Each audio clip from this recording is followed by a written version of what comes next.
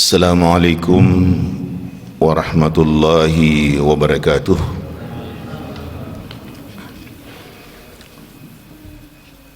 Alhamdulillahilladzi nahmaduhu wa nasta'inuhu wa nastaghfiruh wa na'udzu billahi min syururi anfusina wa min sayyiati a'malina.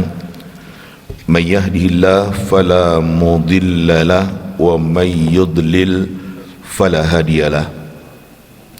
Asyhadu an la ilaha illallah wahdahu la syarika lah wa asyhadu anna Muhammadan abduhu wa rasuluh la nabiyya ba'dah.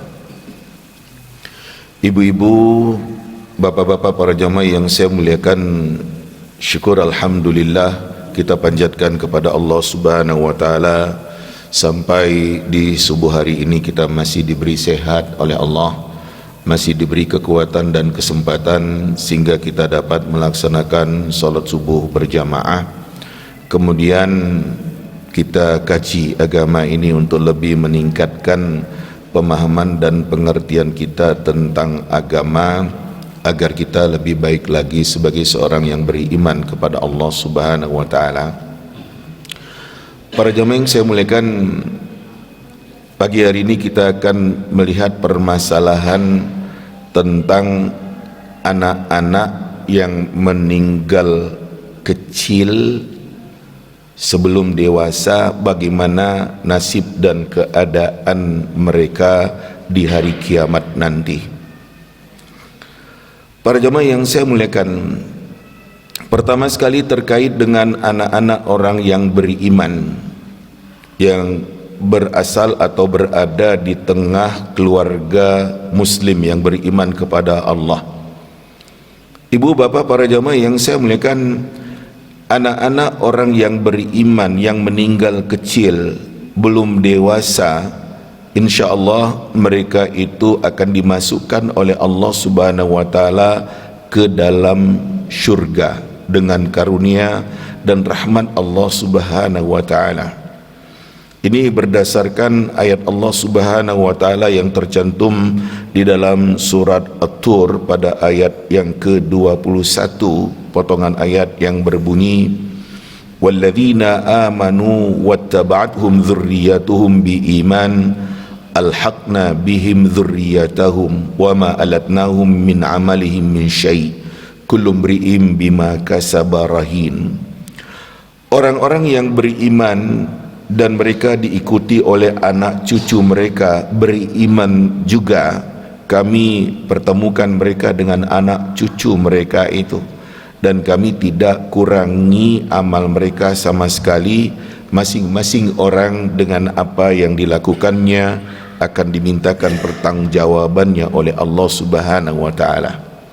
Para jamaah yang saya muliakan, ya, dzurriyah yang ada di dalam ayat ini oleh kebanyakan ahli tafsir dikatakan termasuk cucu-cucu anak-anak yang mereka itu meninggal kecil, belum dewasa. Demikian juga potongan ayat Allah Subhanahu wa taala yang lain yang menyebutkan kullu nafsin bima kasabat rahina, setiap diri dengan apa yang dia lakukan itu akan dimintakan pertanggungjawabannya oleh Allah. Ini potongan ayat dalam surat Al-Muddathir. Setiap orang dengan apa yang dia lakukan akan dimintakan pertanggungjawabannya oleh Allah dikala dia sudah dewasa. Karena kewajiban agama ini diperintahkan kepada seseorang yang dia dikatakan dia aqil baligh, berakal, dalam kurung berfikir baik, ya, dan dewasa. Nah, sementara anak-anak yang kita katakan dia meninggal kecil belum berakal dan belum dewasa, makanya tidak akan dimintakan pertanggungjawaban oleh Allah Subhanahu wa taala karena mereka yang meninggal kecil itu belum ada dosanya, belum ada yang kita katakan pelanggaran-pelanggaran yang dilakukan oleh anak yang meninggal kecil itu. Ibu, bapak, para jamaah yang saya muliakan, hadis-hadis Nabi sallallahu alaihi wasallam demikian banyak menjelaskan tentang permasalahan ini. Hadis yang berasal dari sahabat Anas bin Malik radhiyallahu anhu, hadis sahih. Nabi SAW mengatakan, ma minin nas muslimin yutawaffa lahu thalathun lam yablughul hinth illa adkhalahul jannah bifadli rahmatihi iyahum. Tidaklah dari orang-orang yang ada yang dia itu muslim yang meninggal 3 orang anaknya, yang anak-anak itu belum dewasa, Allah Subhanahu wa taala akan memasukkan orang itu ke dalam syurga dengan karunia rahmat Allah kepada mereka yang ada. Ini yang menjelaskan kepada kita 3 anak di dalam hadis ini. Dalam hadis yang lain dari sahabat Abu Sa'id Al-Khudri radhiyallahu anhu, di suatu saat ada wanita-wanita yang berkata kepada Rasul, "Ya Rasulullah, ij'al lana yauman." Ya Rasulullah, tolong berikan kepada kami hari kamu untuk nasihati kami, untuk ngajari kami. Masalahnya para jamaah yang saya muliakan adalah ketika pada masa Nabi sallallahu alaihi wasallam dahulu itu ada wanita yang ke masjid, mereka berjamaah bersama dengan Nabi, tapi mereka itu jauh di ujung sana. Ketika Nabi memberikan tausiahnya, nasihat-nasihat keagamaan, suara Nabi sesayup-sayup sampai kepada mereka, tidak jelas betul. Kemudian itulah ada seorang wanita yang mengatakan kepada Nabi, "Ya Rasulullah, tolong ia berikan 1 hari untuk kami agar kami bisa juga mendapatkan nasihat, ya, mendapatkan ya ajaran agama." Nabi SAW ketika itu menjanjikan kepada wanita-wanita yang ada pada hari yang sudah ditentukan, Nabi memberikan nasihat kepada mereka. Nah, di dalam majelis itu Nabi mengatakan, ayyuma imra'atin mata laha thalathatun minal walad kanu laha hijaban minan nar. Siapa saja wanita yang meninggal 3 orang anaknya masih kecil, itu anak-anaknya itu akan menjadi pembatas bagi dia dari neraka. Lantas ada seorang wanita yang berkata kepada Rasul, "Wathnan ya Rasulullah, 2 orang bagaimana ya Rasulullah?" Nabi mengatakan, "Wathnan, 2 juga iya," kata Nabi. Jadi minimal adalah 2 orang anak yang meninggal kecil. Ini hadis Nabi SAW yang menjelaskan kepada kita betapa yang namanya ya anak meninggal kecil 3 orang kah atau 2 orang paling tidak, itu kata Nabi SAW itu nanti akan menjadi hijab, pembatas, penghalang dia dari neraka. Dan orang tua, si ibu, demikian juga si ayah yang ada, ia akan masuk surga. Para jamaah yang saya muliakan, seperti itu. Kemudian para jamaah yang saya muliakan, hadis Barra bin Azib radhiyallahu anhu yang menjelaskan, lamma tufiya Ibrahim alaihi salam, qala Rasulullah sallallahu alaihi wasallam, ketika wafat, meninggal anak Nabi yang bernama Ibrahim, meninggal kecil, anak yang didapatkan oleh Nabi dari seorang wanita yang bernama Maria Al-Qibtiyah. Nabi ketika itu mengatakan, ketika Ibrahim meninggal kecil, kata Nabi, inna lahu murdi'an fil jannah, dia nanti ya punya ibu susu yang akan menyusukannya di surga. Dia nanti akan disusui ya oleh seorang ibu susu di surga, kata Nabi SAW. Dia punya ibu susu di surga nanti. Nah, para jamaah yang saya muliakan, ini hadis sahih, hadis riwayat Bukhari yang menjelaskan kepada kita bagaimana keberadaan ya yang namanya anak-anak yang meninggal kecil itu ya akan masuk surga bersama dengan orang tuanya.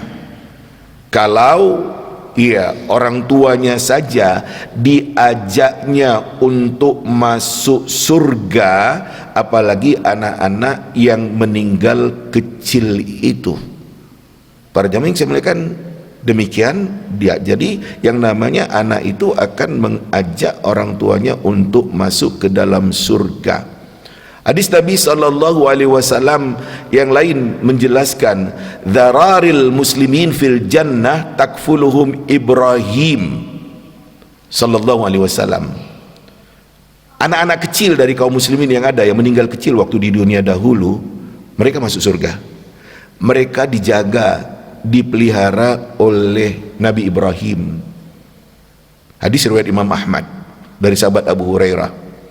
Dalam riwayat yang lain, Nabi mengatakan, atfalul mu'minin fil jannah yakfuluhum Ibrahim wa Sarah. Anak-anak orang beriman yang meninggal kecil itu dalam surga, kata Nabi. Iya, mereka dijaga, dipelihara oleh Ibrahim dan Sarah, hatta yadfa'uhum ila abaihim yaumal qiyamah, sehingga nanti ya mereka akan diserahkan kepada bapak mereka di hari kiamat nanti. Ini hadis-hadis Nabi SAW yang menjelaskan kepada kita kenapa Nabi Ibrahim dengan istrinya Sarah yang dipercaya oleh Allah Subhanahu wa taala untuk menjaga anak-anak kecil yang meninggal kecil waktu di dunia dahulu. Para jamaah yang saya muliakan, dari sejarah yang kita ketahui tentang Nabi Ibrahim sampai tua masih belum punya anak. Betapa kerinduan Ibrahim bersama dengan Sarah ketika itu untuk punya anak. Barangkali kalau kita bayangkan dalam kehidupan kita sekarang ini, melihat orang-orang yang punya anak, Ibrahim bersama istrinya Sarah gak punya anak, betapa inginnya, betapa ya harapannya untuk punya anak. Akhirnya Allah Subhanahu wa taala memberikan Nabi Ibrahim anak.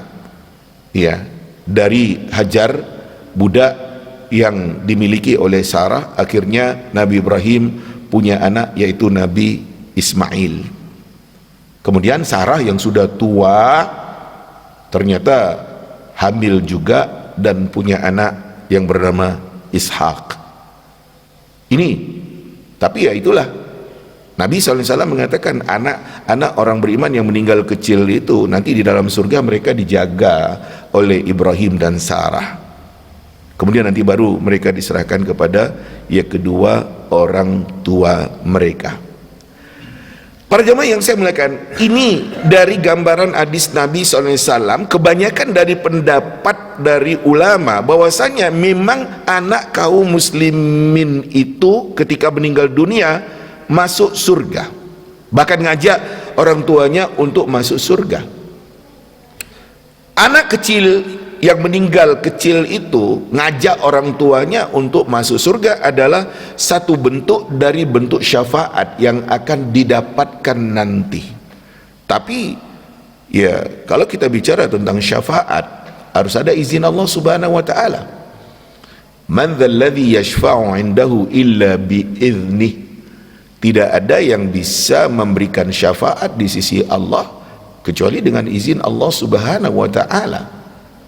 Jadi ketika anak-anak itu ia akan ngajak orang tuanya ke arah surga, apakah memang ada izin dari Allah Subhanahu wa taala? Kalau ada izin dari Allah Subhanahu wa taala, ya akan diajaknya orang tuanya untuk masuk surga bersama dengannya.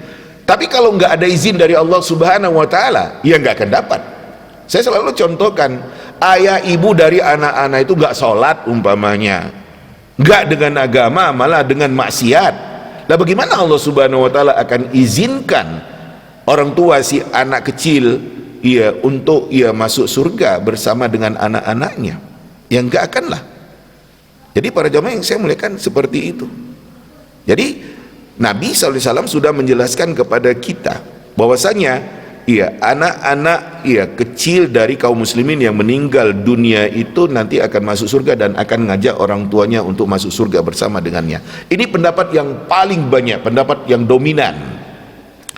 Para jamaah yang saya muliakan, ada juga pendapat yang tawakuf, dalam kurung abstain, tidak memberikan komentar ataupun kepastian masuk surga atau tidak masuk surga.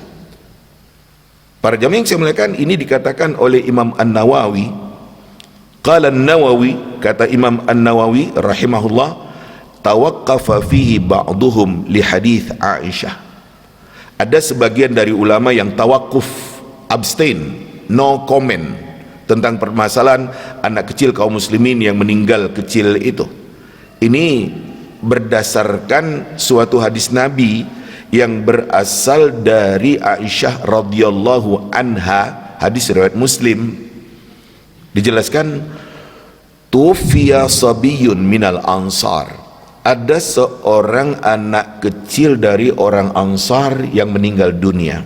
Fakultu, saya, kata Aisyah, mengatakan ketika itu, tuba lahu lam ya'mal su'an wa lam yudrikhu. Bahagia untuk anak ini, dia nggak ada melakukan kejahatan sama sekali dan dia belum ngerti, belum dewasa. Faqala Nabi sallallahu alaihi wasallam, kata Nabi berkomentar terkait dengan kata-kata Aisyah yang seperti itu. Kata Nabi, au ghair dzalik ya Aisyah, atau enggak seperti itu Aisyah. Ya, innallaha khalaqa lil jannah ahlan. Allah sudah menciptakan, sudah menentukan untuk surga itu ada orang-orangnya, ada yang akan jadi penghuni.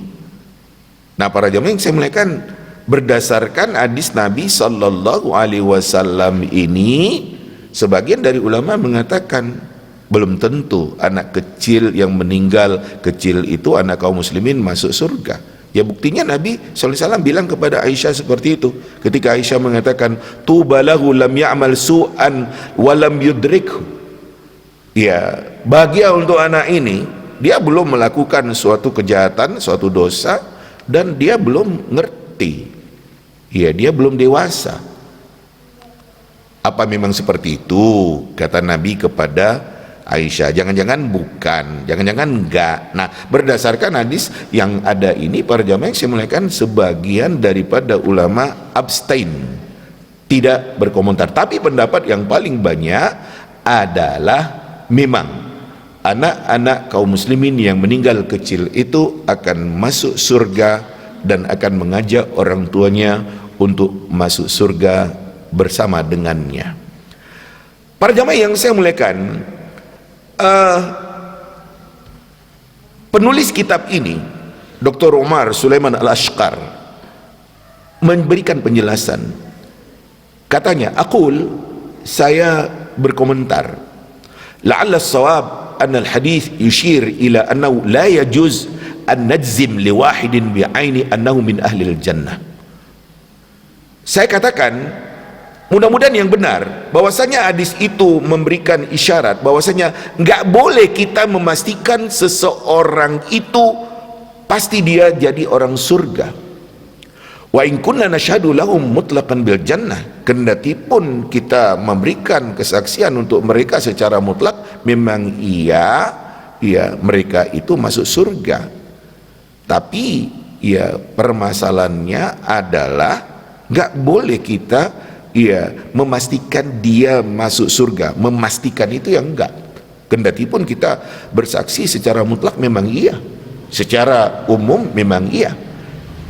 Para jamaah yang saya muliakan, seperti itu yang dikatakan oleh penulis kitab ini, karena memang nggak bisa memastikan, kendati pun gambaran umum mengatakan memang iya. Nah, ini permasalahan tentang anak dari kaum muslimin yang meninggal kecil. Berikut, bagaimana dengan anak orang kafir yang meninggal kecil? Ibu, bapak, para jamaah yang saya muliakan, Imam Al-Bukhari di dalam kitab sahihnya membuat suatu bab dengan judul Bab Maqila fi Auladil Musyrikin, bab apa yang disebutkan oleh orang-orang terkait dengan anak orang musyrik. Dalam masalah ini Imam Al-Bukhari rahimahullah menurunkan hadis yang berasal dari sahabat Ibnu Abbas radhiyallahu anhuma.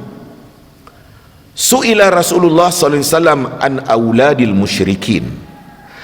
Nabi sallallahu alaihi wasallam ditanyai oleh orang-orang tentang anak-anak orang musyrik, anak orang kafir yang meninggal kecil.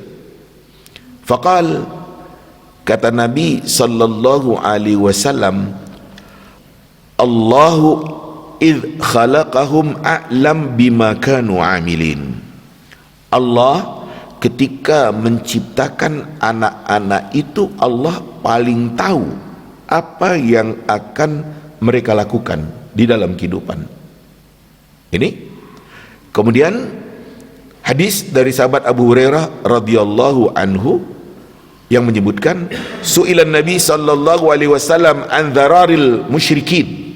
Nabi sallallahu alaihi wasallam ditanyai oleh orang-orang tentang anak-anak kecil dari orang musyrik yang meninggal dunia. Faqal, kata Nabi, Allahu a'lamu bima kanu amilin. Allah paling tahu dengan apa yang mereka lakukan.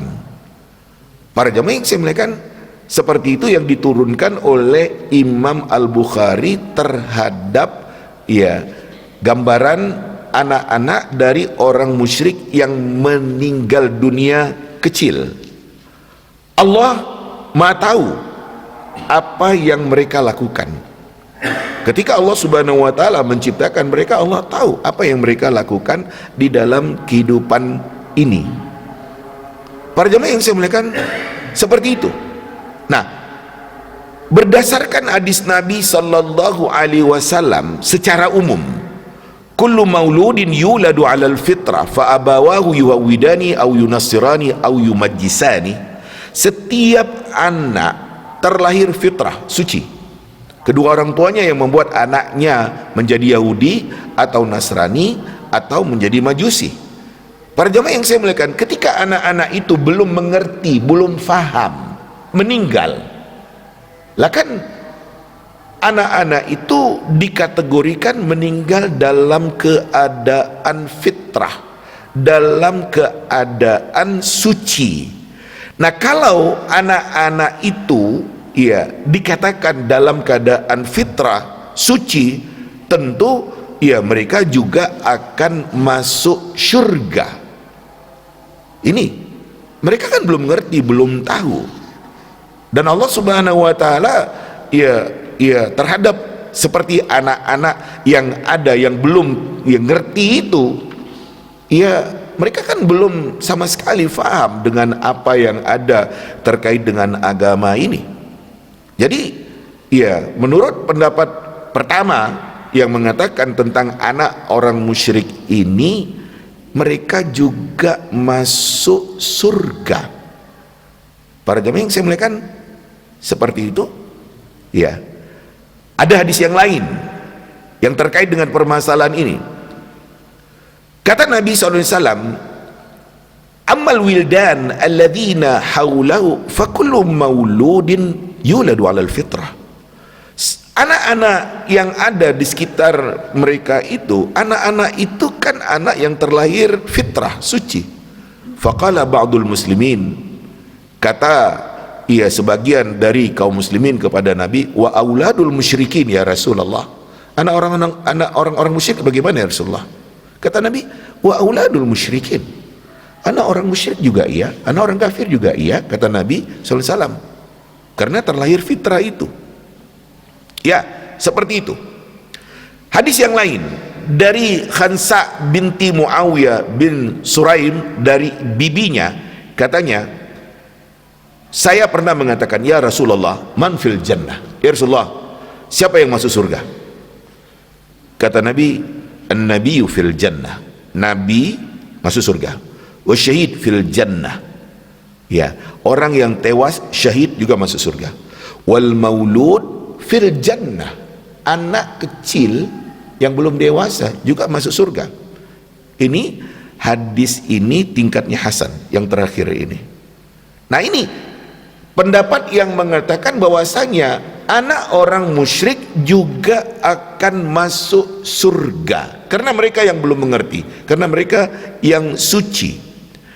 Ditambah lagi dengan hadis yang lain, para jamaah yang saya muliakan, Nabi mengatakan atfalul musyrikin khadamu ahlil jannah.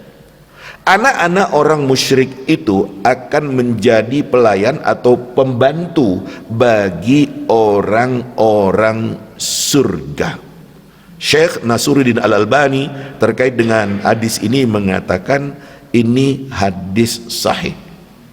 Jadi memang iya, anak kecil, iya, orang musyrik, orang kafir juga masuk surga. Dan dari hadis yang terakhir tadi disebutkan bahwasanya mereka nanti akan menjadi pembantu atau pelayan bagi orang-orang surga yang ada. Ini terkait dengan anak kecil orang musyrik yang meninggal waktu kecil itu.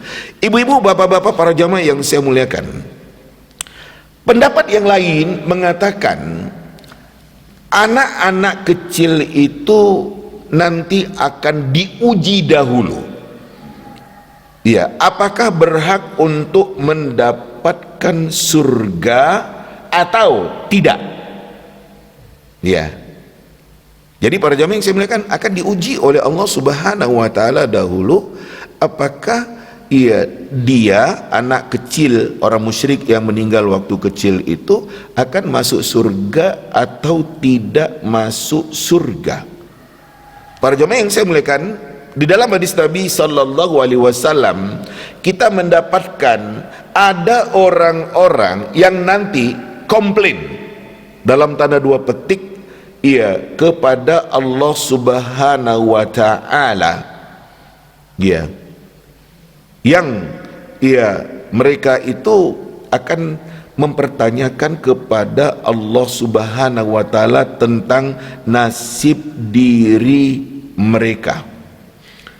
Ini hadis dari Aswad bin Sari', hadis riwayat Imam Ahmad, yang menjelaskan anna Rasulullah sallallahu alaihi wasallam qala, Rasul sallallahu alaihi wasallam mengatakan arba'atun yahtajjuna yaumal qiyamah, ada 4 yang mereka itu akan berhujjah nanti, beralasan nanti di hadapan Allah di hari kiamat.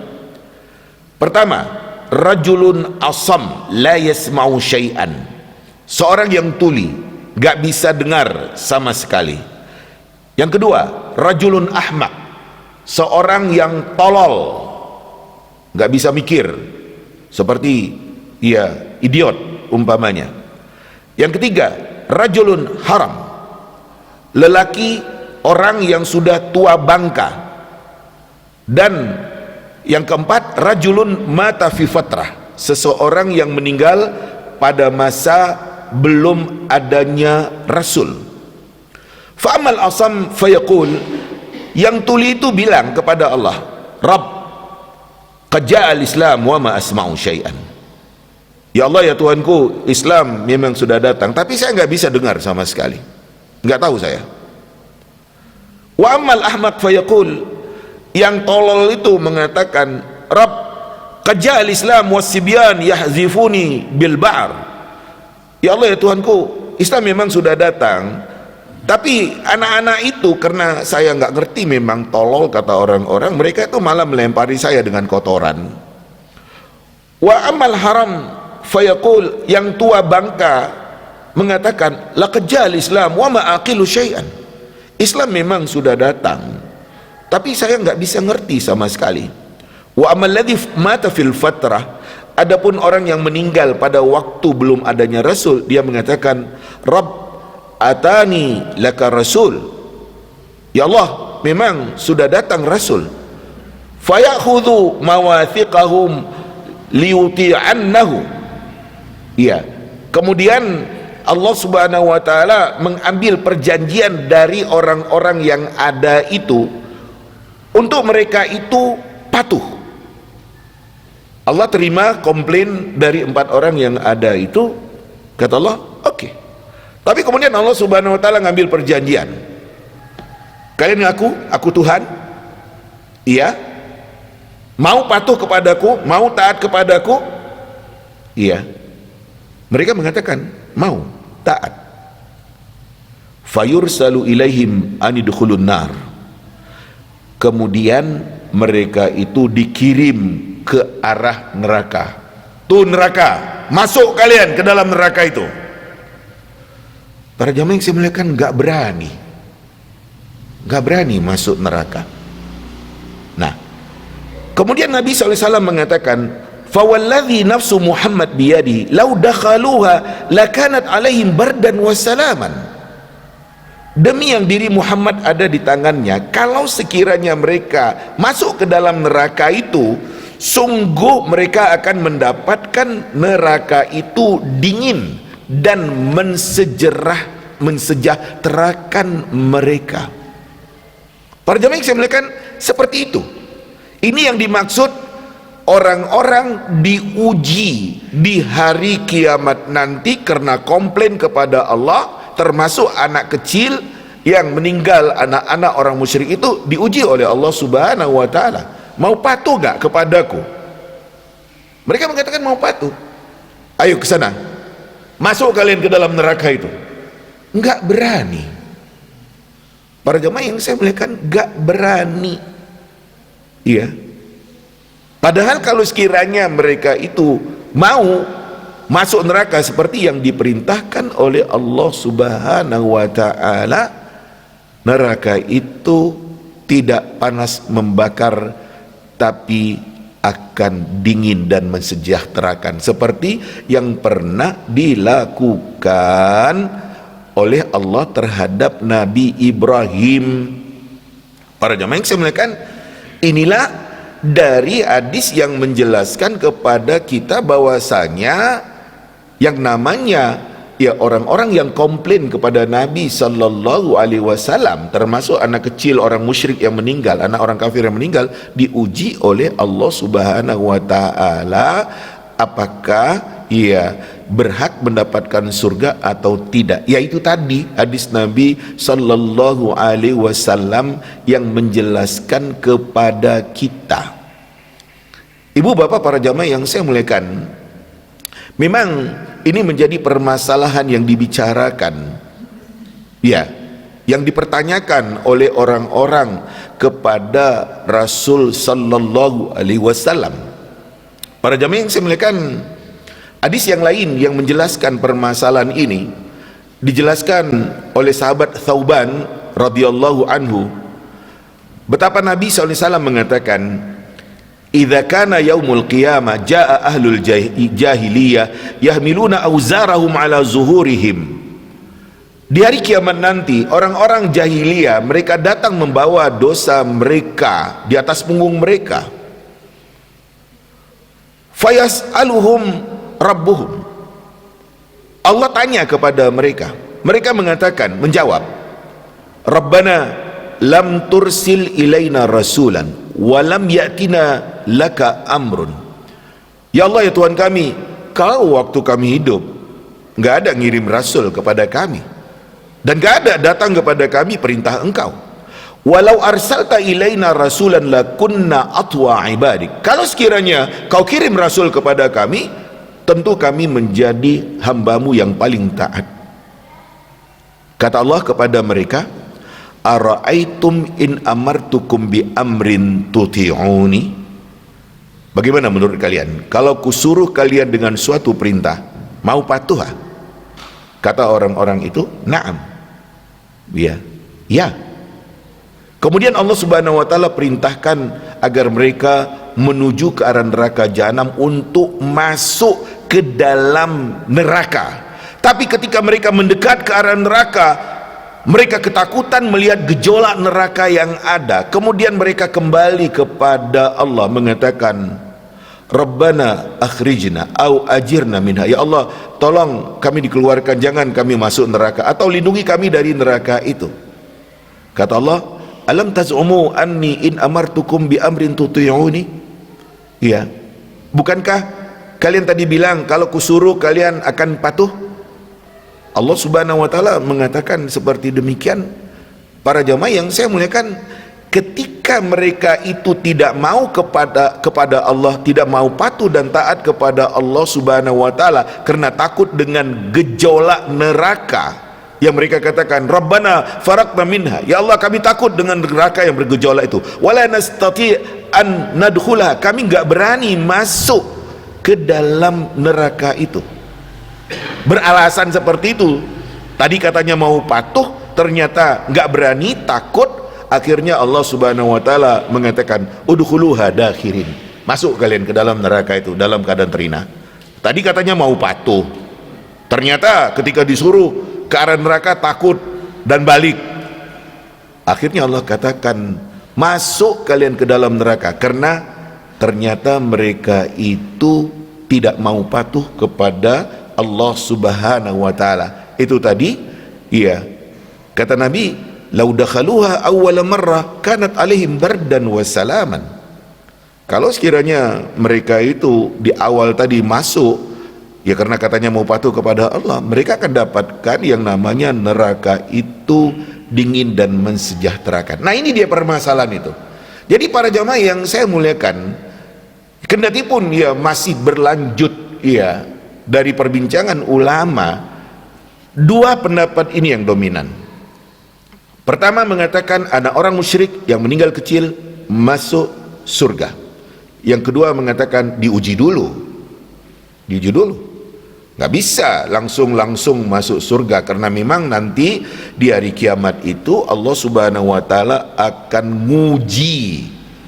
diuji dulu, patuh nggak kepada Allah Subhanahu wa taala. Kalau memang patuh, iya bisa masuk surga, tapi kalau nggak patuh, ya nggak bisa masuk surga. Nah, para jamaah yang saya muliakan, kesimpulannya adalah bagaimana ketika dengan ketaatan kepada Allah di dunia, taat kepada Allah Subhanahu wa taala akan membuat kita berhasil masuk surga. Tapi kalau bantah Allah, nggak akan bisa masuk surga. Demikian juga dari ujian yang dihadapkan oleh Allah kepada orang-orang yang sempat komplain kepada Allah Subhanahu wa taala, ya, dan mereka nggak mau kalau dimasukkan ke dalam neraka dan kemudian diuji oleh Allah Subhanahu wa taala, ternyata ya seperti itu.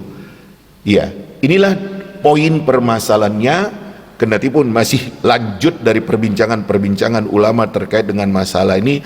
Yang jelas dua permasalahan ini disimpulkan oleh ulama. Yang pertama mengatakan memang anak orang musyrik itu masuk surga juga, karena mereka yang belum faham, belum mengerti, belum tahu, mereka anak-anak yang suci dan tidak melakukan dosa berdasarkan hadis-hadis yang dikemukakan oleh Nabi SAW. Dan pendapat yang kedua mengatakan diuji dahulu.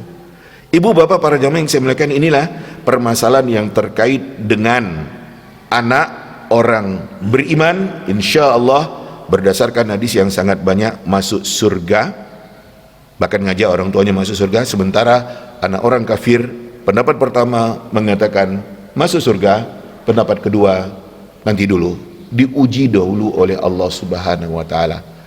Inilah beberapa masalah yang bisa saya sampaikan, mudah-mudahan bisa menambah pemahaman dan pengertian kita tentang agama yang kita pelajari. Demikian penjelasannya. Berikut, monggo kalau ada yang menjadi pertanyaan baik seputar permasalahan yang saya sampaikan di pagi hari ini atau masalah-masalah keagamaan lainnya, untuk kita bisa lebih memperjelas apa yang menjadi pertanyaan ibu dan bapak. Dipersilakan, monggo. Adakah pertanyaan? Monggo Pak. Waalaikumsalam.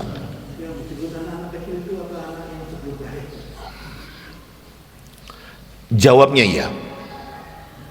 Jadi para jamaah yang saya muliakan, kita tahu anak yang belum ngerti, ya belum balik ukurannya, ya.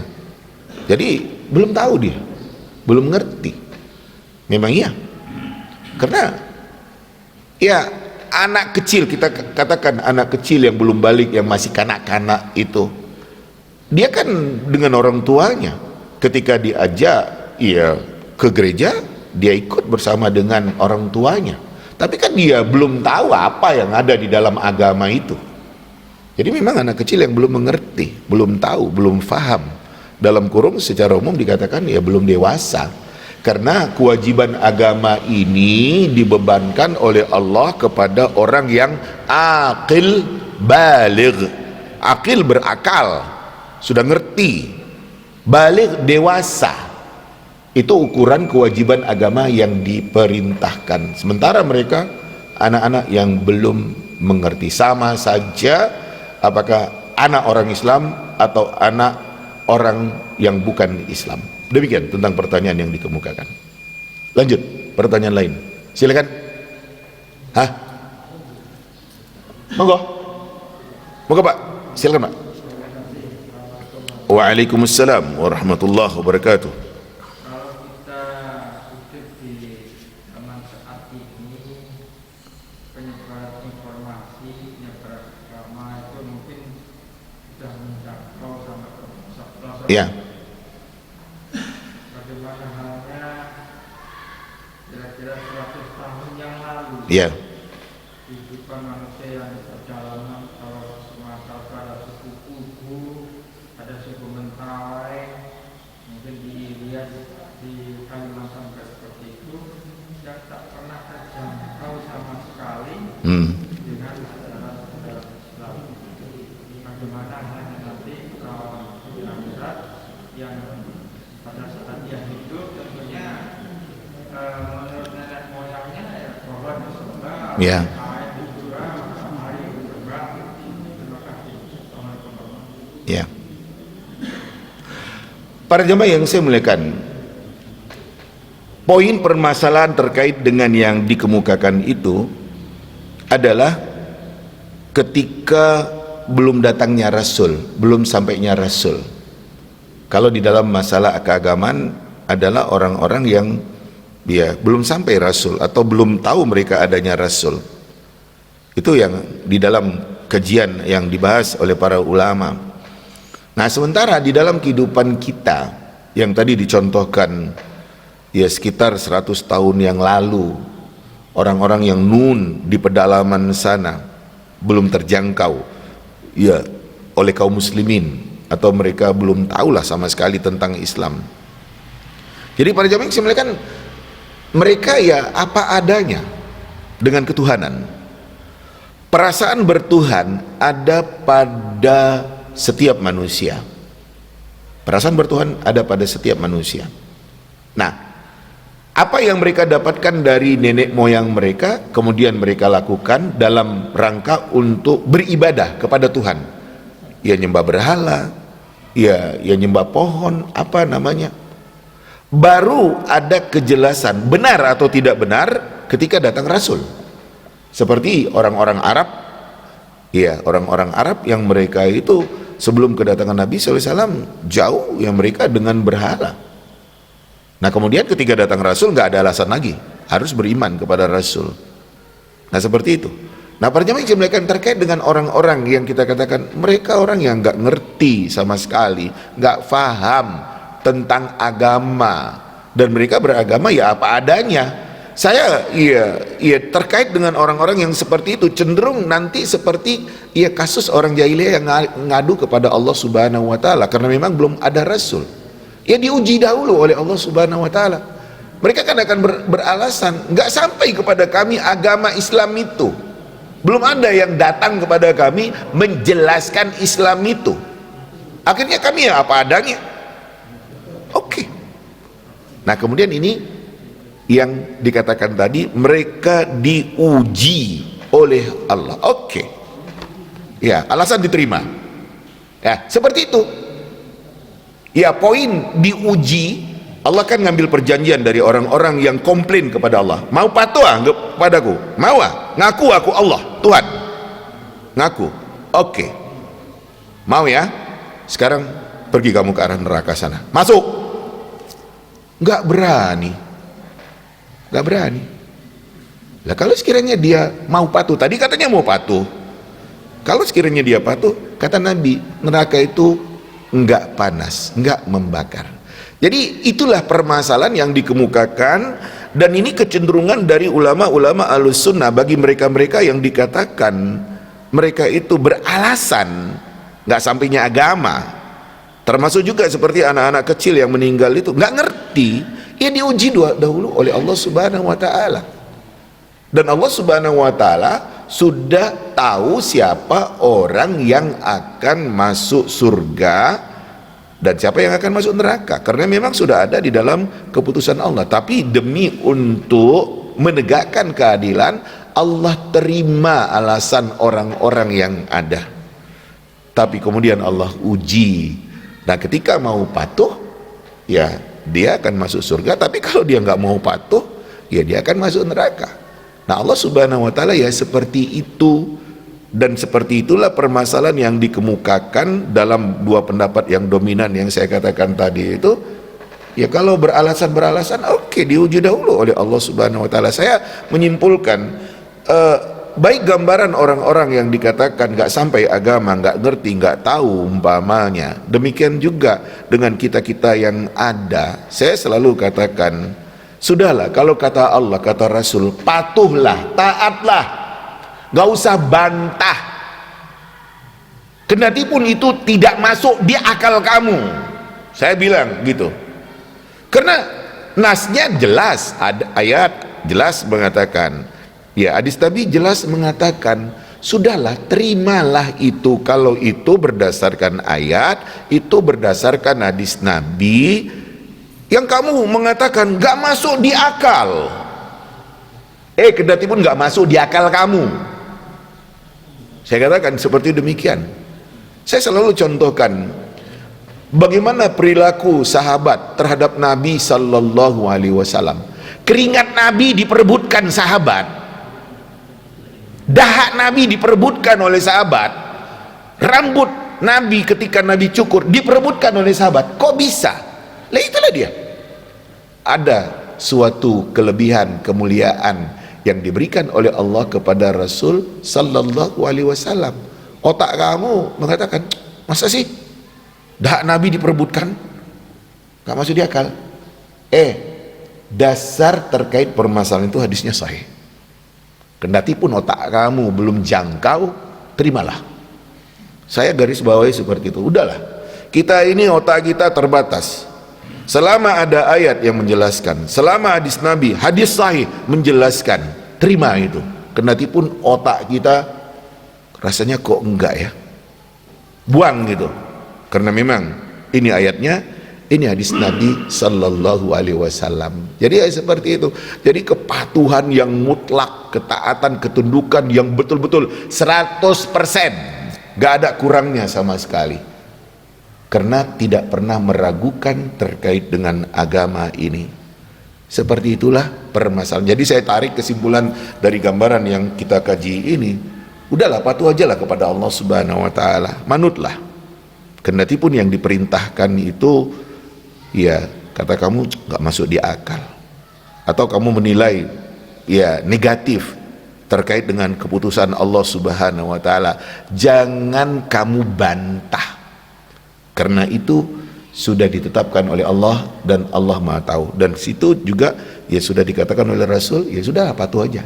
Demikian saya kalau menyimpulkan permasalahan-permasalahan yang seperti itu. Dan Allah memang ingin kita ini patuh sepatuh-patuhnya, taat setaat-taatnya ketika memang sudah ada ketegasan dari ayat ataupun dari hadis Nabi. Demikian, monggo.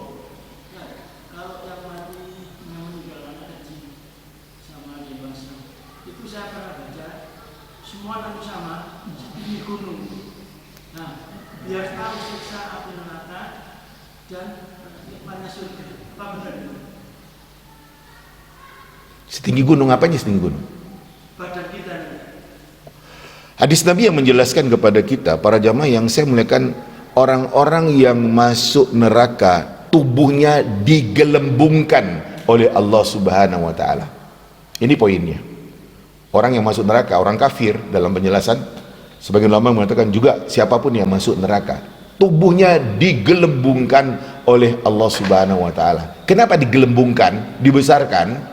Supaya tidak ada dari bagian tubuh manusia itu yang tidak merasakan api neraka. Jadi memang dibesarkan oleh Allah. Jadi bukan tubuh manusia seperti di dunia sekarang ini, dibesarkan oleh Allah, digelembungkan oleh Allah Subhanahu wa taala. Itu yang ada terkait dengan orang yang masuk ke dalam neraka. Poinnya adalah seperti itu. Tubuhnya digelembungkan oleh Allah besar, sebesar-besarnya. Ya. Giginya saja sebesar gunung Uhud, kata Nabi SAW. Gigi. Apalagi tubuhnya. Memang iya. Itu berdasarkan hadis. Seperti demikian permasalahannya. Itu. Lanjut. Masih adakah pertanyaan lain? Monggo, Pak. Berarti bahwa ketaatan, kepatuhan itu bukan hanya ketika kita hidup di dunia, tetapi juga tetap sampai ketika mati. Karena itu apa dapat dikatakan bahwa orang kafir itu tetap masuk neraka karena ketika nanti pun tetap kafir. Kita kalau biasa taat seperti ini, ini boleh jadi diuji juga. Lalu masuk neraka. Nah, karena biasa taat, ya jalani. Nah, karena beriman, menjadi neraka itu menjadi sejuk dan menyejahtera. Apa demikian? Para jemaah yang saya muliakan, poin yang saya kemukakan tadi adalah adanya orang-orang yang protes kepada Allah Subhanahu wa taala. Itu tadi dia orang yang nggak ada agama datang, tua, tolol, iya, dan kemudian tuli nggak dengar sama sekali, termasuk juga anak-anak yang disebutkan. Ini yang protes kepada Allah Subhanahu wa taala. Dan ujungnya diuji oleh Allah Subhanahu wa taala. Apakah dia mau patuh atau tidak? Yang beriman waktu di dunia, yang taat, ya nggak akan ada ujian lagi nanti. Karena memang sudah membuktikan taat waktu di dunia, patuh. Kita dengan kita beriman itu saya katakan, pokoknya itu kata Allah, itu kata Rasul, jelas dasarnya, udah nggak usah bantah, saya bilang. Dengan ketundukan dan kepatuhan kita 100% tidak berkurang sama sekali, inilah yang akan mengantarkan kita masuk surga nantinya.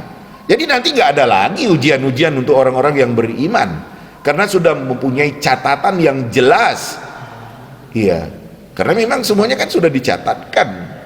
Orang beriman yang taat nggak akan diuji lagi oleh Allah Subhanahu wa taala. Nah, yang akan diuji itu adalah orang-orang yang tadi komplain kepada Allah Subhanahu wa taala karena alasan-alasannya memang iya dan seperti itu. Terkait kita orang beriman, enggak ada ujian-ujian lagi. Enggak ada lagi yang macam-macam. Karena memang sudah ada bukti-bukti kita beriman. Iya.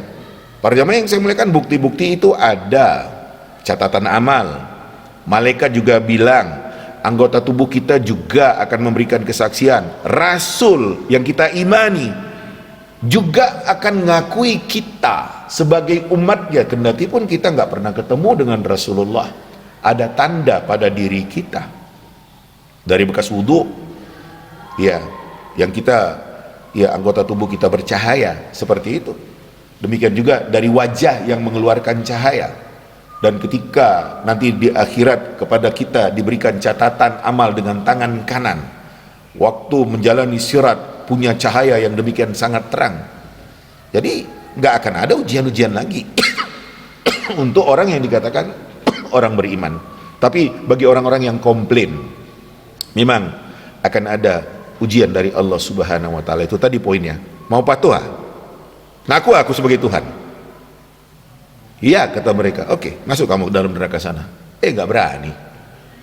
Ya, itulah akhirnya membuat orang itu masuk neraka karena tidak mau patuh. Jadi kepatuhan itu sangat-sangat ya menentukan sekali. Jadi saya ya simpulkan dari gambaran tadi, udahlah patuh aja lah kepada Allah Subhanahu wa taala ketika kita hidup di dunia ini. Ketika sudah ada jelas ayat, jelas hadis Nabi, yang saya katakan, kok nggak masuk di akal ya? Nggak masuk di akal. Seperti yang saya contohkan tadi, Nabi memperebutkan dahak Nabi. Ya, sahabat ya memperebutkan dahak Nabi. Sahabat memperebutkan keringat Nabi. Ya Rasulullah, ya, mau di sini Rasulullah, Nabi berkeringat. Ya, diambil keringat itu, dioleskan ke wajah, ke bagian tubuh yang ada. Loh kok bisa? Ya itulah dia, hadisnya sahih. Jadi jangan bantah kalau hadisnya sahih. kendati pun nggak masuk di akal. Nah, gitu.